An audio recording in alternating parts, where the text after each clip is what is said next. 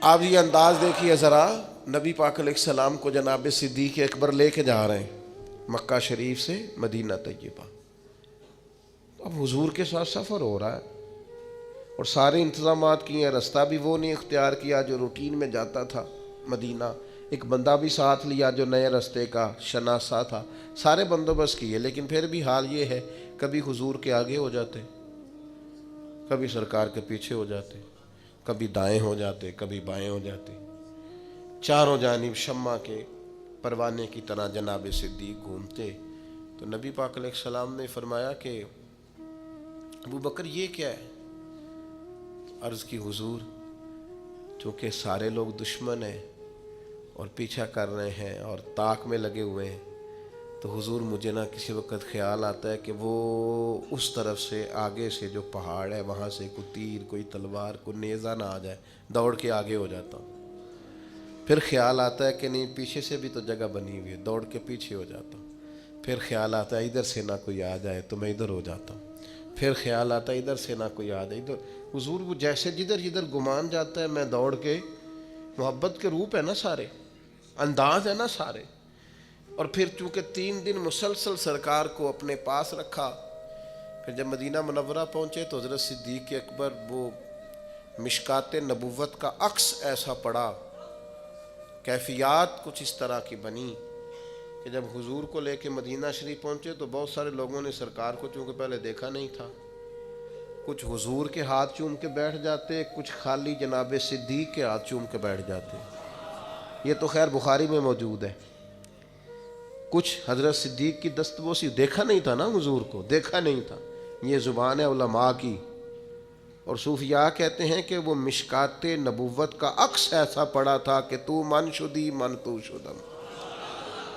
وہ کیفیت ہی اپنا رہا ہی کچھ نہیں، جلوے ہی سارے محبوب کے تھے. کیفیت بدل گئی. حضرت صدیق اکبر فوراً سمجھ گئے کہ یہ تو ان کو تو بیچاروں کو غلطی لگ رہی ہے، یہ غلام کے ہی ہاتھ چوم کے بیٹھ گئے. تو فوراً حضرت صدیق اکبر نے ایک ہیلا کیا. چونکہ گرمی کا موسم تھا تو اپنے کندھوں سے رومال چادر اتاری اور نبی پاک کے اوپر کر دی، تاکہ پتہ چلے جو سایہ کر رہا ہے وہ کوئی غلام ہے اور جس پر سایہ کیا جا رہا ہے وہ آقا ہے. اب صوفیاء تو صوفیاء ہے، وہ تو کیفیت رکھتے ہیں، اور کیفیت لفظ بنتی ہے تو وہ پھر دلوں کو چیرتی چلی جاتی ہے، رنگ ہی بدل جاتا ہے. اہل اللہ صوفیاء کہنے لگے آپ کو پتہ ہے سرکار کسی کا احسان رکھتے نہیں. حضرت ابو بکر صدیق نے تھوڑی دیر کے لیے نبی پاک پر اپنی چادر کا سایہ کیا تھا، سرکار نے قیامت تک ان کی قبر پر گنبد کا سایہ کر دیا. قیامت تک کے لیے گنبد کا سایہ ہے. اور کیا مقدر ہیں صدیق و فاروق کے، جن کے گھر رحمتوں کے خزینے. صدیقی سوچ سمجھے کیا ہے. حضرت ابو بکر صدیق رضی اللہ تعالیٰ عنہ نے وہ جو سوچ ہے نا، 1 دو گے 10 ملیں گے، 1 دو گے 70 ملیں گے، 700 ملے گا.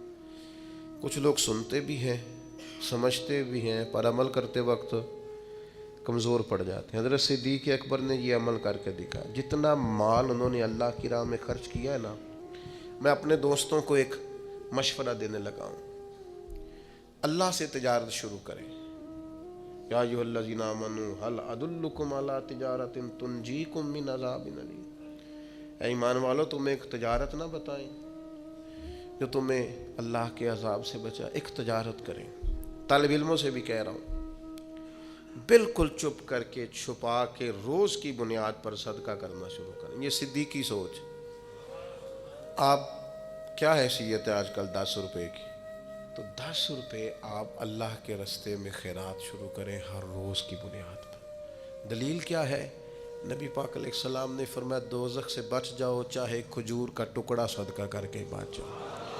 میری آپ سے اپیل ہے اللہ سے تجارت کریں روز کی بنیاد پر صدقہ. روز کی. ایک بزرگ تھے، ان کے پاس ایک شخص آیا، اس نے کہا میں بڑا غریب ہوں. فرمایا سخاوت کرنی شروع کر دی. کہنے لگا حضور میں کہہ رہا ہوں غریب ہوں، آپ کہتے ہیں سخاوت کر. فرمایا سخاوت کرے گا تو غربت جائے گی نا. کچھ دے اللہ کے رستے میں، ٹھیک ہو جائے گا. پہلی گزارش آپ سے. دوسری گزارش آپ کی خدمت میں یہ ہے،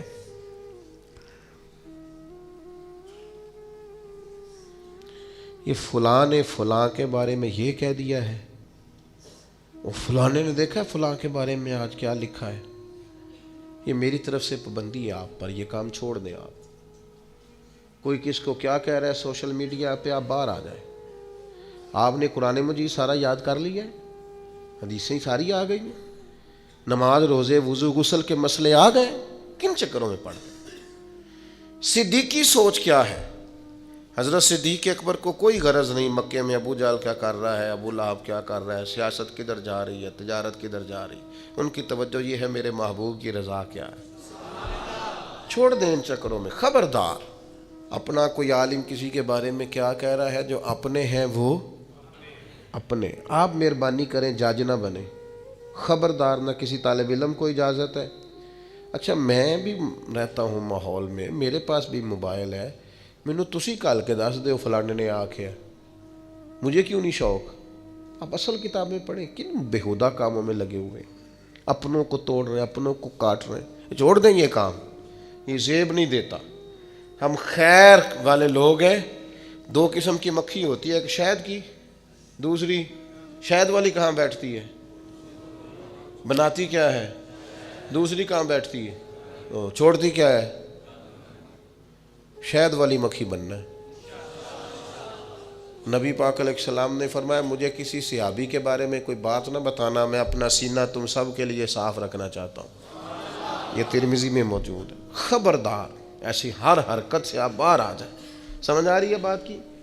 تیسری آپ کی خدمت میں آج میں نے ایک اپیل کرنی ہے، بڑا میرا شوق ہے، میرا بڑا ہی دل کرتا ہے، میرا دل کرتا ہے میرے سارے بھائی تہجد کی نماز پڑھا کریں، میرا دل کرتا ہے سویرے سویرے آپ لوگوں کے مصلے بچھ جائیں، اللہ کے حضور حاضری ہماری لگ جائے۔ بڑی لمبی رات ہے یار، کہاں صبح 6 بجے فجر ہوتی ہے، 6 بجے کے بھی بعد، مہربانی کرو نا جلدی سو جاؤ، رات کو سویرے جلدی اٹھو، عادت بناؤ آپ۔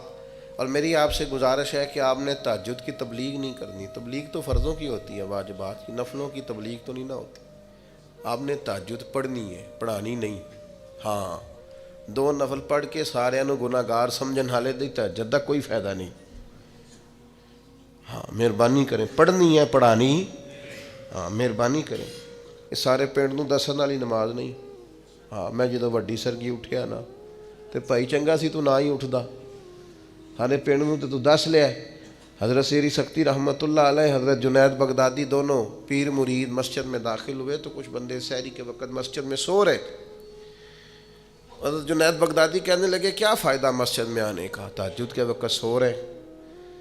تو حضرت سیری سکتی فرمانے لگے اچھا تھا تو بھی سویا ہی رہتا، تجھے رب کے بندے گناہ گار اور مجرم تو نہ نظر آتے، بہتر تھا تو بھی سویا ہی رہتا۔